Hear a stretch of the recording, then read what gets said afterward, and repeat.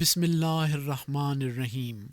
بہادر بنو کہ مومن بزدل نہیں ہوتا، اور رحیم بنو کہ مومن ظالم نہیں ہوتا۔ خطبہ جمعہ سیدنا حضرت مرزا بشیر الدین محمود احمد خلیفۃ المسیح الثانی المصلح موعود رضی اللہ تعالی عنہ، برمودہ 24 جولائی سن 1936۔ قسط اول۔ خوب یاد رکھو کہ جب تک پہلوں جیسی حالتیں ہم پر نہ آئیں، یہ خیال کرنا کہ ہم خدا کی مقدس جماعت ہیں بالکل غلط ہے۔ جو کچھ پہلوں کے ساتھ ہوا ہم سے ہونا ضروری ہے۔ سن 1930 کی دہائی میں جماعت احمدیہ کو منظم طور پر مخالفت کا سامنا کرنا پڑا، جس کی نظیر جماعتی تاریخ میں اس سے قبل موجود نہ تھی۔ ان حالات کے پیش نظر سیدنا حضرت مصلح موعود رضی اللہ تعالی عنہ نے سن 1936 میں ایک خطبہ جمعہ ارشاد فرمایا، جس میں آپ رضی اللہ تعالی عنہ نے جماعت کو بہادر بننے اور مشکلات سے نہ ڈرنے کی نصیحت فرمائی۔ نیز اس حوالے سے سنت انبیاء کا ذکر فرمایا اور صحابہ رضوان اللہ علیہم کی قربانیوں کا ذکر کیا۔ قارئین کے استفادے کے لیے اس خطبہ جمعہ کو شائع کیا جا رہا ہے۔ ادارہ تشہد، تعوذ اور سورہ فاتحہ کی تلاوت کے بعد فرمایا، میں جماعت کو اس امر کی طرف توجہ دلاتا ہوں کہ منہ کی باتوں سے دنیا میں ہرگز کامیابی نہیں ہو سکتی۔ ہم میں سب کے سب ہی منہ سے اخلاص کا دعویٰ کرنے والے ہیں، مگر عمل سے اخلاص کا ثبوت دینے والے اس کثرت سے موجود نہیں ہیں، حالانکہ ہماری مشکلات پہلے سے بہت زیادہ ہو چکی ہیں۔ اور اگر پہلے صرف مختلف مذاہب، بلکہ یوں کہو کہ مختلف مذاہب کے افراد مخالف تھے، تو اب حکومت میں بھی ایک ایسا طبقہ ہے جس کا مقصود جماعت احمدیہ کی مخالفت ہے۔ لوگ گھبراتے ہیں ان باتوں پر، اور بعض گھبرا کر مجھے لکھتے ہیں، اور بعض زبانی بھی کہتے ہیں کہ کیا بات ہو گئی، خدا کیوں اس کا علاج نہیں کرتا؟ لیکن جہاں میں دعا اور تدبیر میں دوسروں سے بہت زیادہ احتیاط سے کام لیتا ہوں، وہاں ان مشکلات کے پیدا ہونے کے متعلق مجھے ہرگز کوئی گھبراہٹ نہیں۔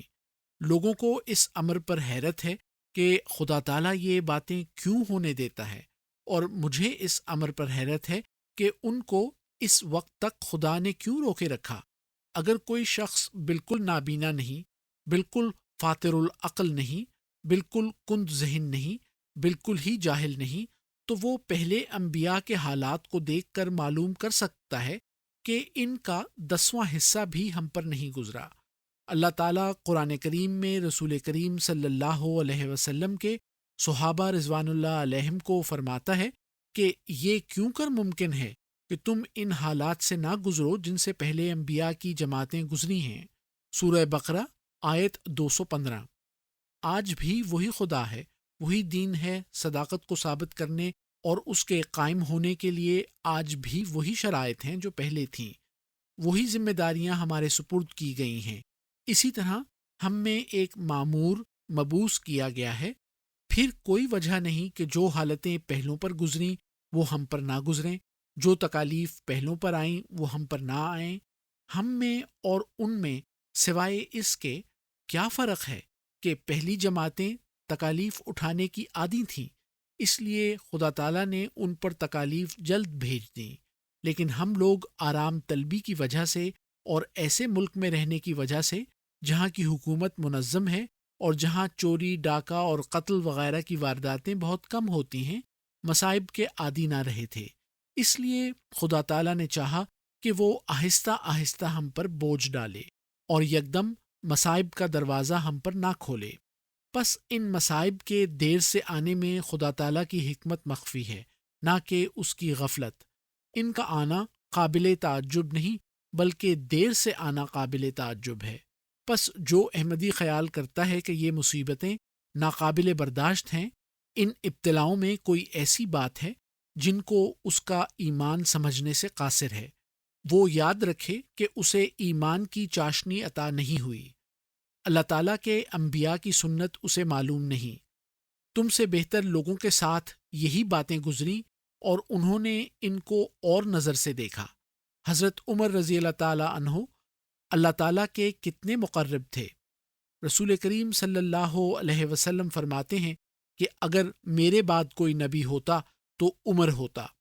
ترمذی کتاب المناقب باب قولہ صلی اللہ علیہ وسلم لو کانا نبی بعدی لا کانا عمر۔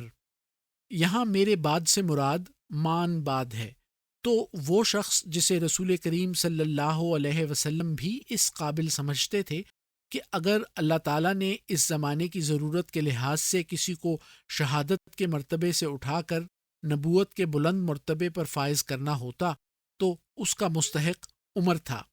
وہ عمر رضی اللہ تعالیٰ عنہ جس کی قربانیوں کو دیکھ کر یورپ کے اشد ترین مخالف بھی تسلیم کرتے ہیں کہ اس قسم کی قربانی کرنے اور اس طرح اپنے آپ کو مٹا دینے والا انسان بہت کم ملتا ہے، اور جس کی خدمات کے متعلق وہ یہاں تک غلو کرتے ہیں کہ اسلام کی ترقی کو ان سے ہی وابستہ کرتے ہیں۔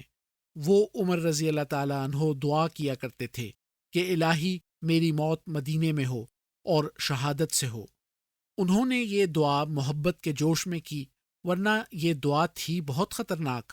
اس کے معنی یہ بنتے تھے کہ کوئی اتنا زبردست غنیم ہو کہ جو تمام اسلامی ممالک کو فتح کرتا ہوا مدینے پہنچ جائے اور پھر وہاں آ کر آپ کو شہید کرے، لیکن اللہ تعالیٰ جو دلوں کا حال جانتا ہے، اس نے حضرت عمر رضی اللہ تعالیٰ عنہ کی اس خواہش کو بھی پورا کر دیا اور مدینے کو بھی آفات سے بچا لیا جو بظاہر اس دعا کے پیچھے مخفی تھیں، اور وہ اس طرح کہ اس نے مدینے میں ہی ایک کافر کے ہاتھ سے آپ کو شہید کروا دیا۔ بہرحال حضرت عمر رضی اللہ تعالیٰ عنہ کی دعا سے یہ پتہ لگ جاتا ہے کہ ان کے نزدیک خدا تعالیٰ کے قرب کی یہی نشانی تھی کہ اپنی جان کو اس کی راہ میں قربان کرنے کا موقع مل سکے، لیکن آج قرب کی یہ نشانی سمجھی جاتی ہے کہ خدا بندے کی جان بچا لے۔ حضرت خالد رضی اللہ تعالیٰ عنہ کی ہستی ایسی نہیں کہ کوئی مسلمان آپ کے نام سے ناواقف ہو۔ آپ کا نام کفار میں بھی اسی طرح مشہور ہے جس طرح مسلمانوں میں۔ آپ کا نام مسلمان اگر عزت سے لیتے ہیں تو غیر مسلم دہشت سے۔ وہ شخص موت اور مصائب کی کوئی قیمت نہیں سمجھتا تھا۔ اس کی بہادری کا معیار اتنا بلند تھا کہ بعض واقعات پڑھتے ہوئے یوں معلوم ہوتا ہے کہ یہ کوئی تاریخی واقعہ نہیں بلکہ الف لیلہ کا کوئی قصہ ہے۔ کفار کا لشکر لاکھوں کی تعداد میں آتا ہے۔ اسلامی لشکر کے بعض افسر مشورہ دیتے ہیں کہ ہمیں پیچھے ہٹ جانا چاہیے، بعض کہتے ہیں کہ لڑنا چاہیے، لیکن جب خالد رضی اللہ تعالیٰ عنہ سے مشورہ لیا جاتا ہے تو وہ کہتا ہے کہ سارے اسلامی لشکر کو لڑانے کا کیا فائدہ، مجھے 200 آدمی دے دیا جائے، میں انشاءاللہ اسے شکست دے دوں گا۔ اور آپ نے عملاً 60,000 کفار کا مقابلہ صرف 60 مسلمان سپاہیوں سے کیا ہے، اور نہ صرف مقابلہ کیا بلکہ انہیں شکست دی اور ان کے کمانڈر کو قتل کر دیا۔ اب دیکھو یہ شخص اپنی قربانیوں کا کیا اندازہ لگاتا ہے۔ وہ تمہاری طرح یہ نہیں کہتا کہ فلاں موقع پر میں نے 8 آنے چندہ دیا تھا اور فلاں موقع پر 50 یا 100 یا 1000 دیا تھا، بلکہ اس کے برخلاف لکھا ہے کہ جب آپ مرض الموت میں مبتلا تھے تو ان کے ایک دوست ان کے پاس عیادت کے لیے گئے۔ ان کا بیان ہے کہ حضرت خالد مجھے دیکھ کر رو پڑے۔ میں نے کہا کہ خالد تم کیوں روتے ہو؟ موت تو آخر سب کو آنی ہے۔ تم کو اسلام کی جو خدمات کرنے کا موقع ملا ہے ان کی وجہ سے تمہیں خوش ہونا چاہیے کہ اپنے رب کے پاس جانے والے ہو اور اس کے انعامات سے حصہ پانے والے ہو۔ ان کے دوست کا بیان ہے کہ میری یہ بات سن کر آپ اور بھی بے تاب ہو کر رونے لگے اور کہا میرے دوست میرے جسم پر سے کپڑا اٹھانا، اور جب میں نے اٹھایا تو دیکھا کہ سر سے لے کر کمر بند تک کوئی 1 انچ ایسی جگہ نہ تھی جہاں زخم کا نشان نہ ہو۔ اس کے بعد انہوں نے کہا میری لاتوں پر سے کپڑا اٹھانا، اور جب میں نے اٹھایا تو جسم کے اس حصے کا بھی یہی حال تھا۔ اپنے یہ زخم دکھا کر حضرت خالد اور زیادہ بے تاب ہو گئے اور کہنے لگے کہ میں نے ہر موقع پر خدا کی راہ میں اپنے آپ کو قربان کرنے کے لیے ڈال دیا، مگر نامعلوم میری کیا بدقسمتی تھی کہ میدان جنگ میں مارا نہ گیا اور آج بستر پر پڑا جان دے رہا ہوں۔ یہ لوگ خدا کے سپاہی تھے، یہ وہ لوگ تھے جن کے متعلق لوگوں کا حق ہے کہ رضی اللہ عنہم، اور جن کے متعلق اللہ تعالیٰ فرماتا ہے کہ رضو عنہ، سورہ توبہ آیت 100۔ کیا یہ عجیب زمانہ نہیں کہ آج آرام کی زندگی بسر کرنے کو خدا تعالیٰ کی نعمت قرار دیا جاتا ہے، اور کجا وہ زمانہ تھا کہ خالد سر سے لے کر پاؤں تک زخمی تھے، مگر پھر بھی تسلی نہیں، اور ڈرتے ہیں کہ میں چونکہ خدا کی راہ میں مارا نہیں گیا، نہ معلوم میری باقی قربانیاں بھی قبول ہوئیں یا نہیں۔ پس خوب یاد رکھو کہ جب تک پہلوں جیسی حالتیں ہم پر نہ آئیں، یہ خیال کرنا کہ ہم خدا کی مقدس جماعت ہیں بالکل غلط ہے۔ جو کچھ پہلوں کے ساتھ ہوا ہم سے ہونا ضروری ہے۔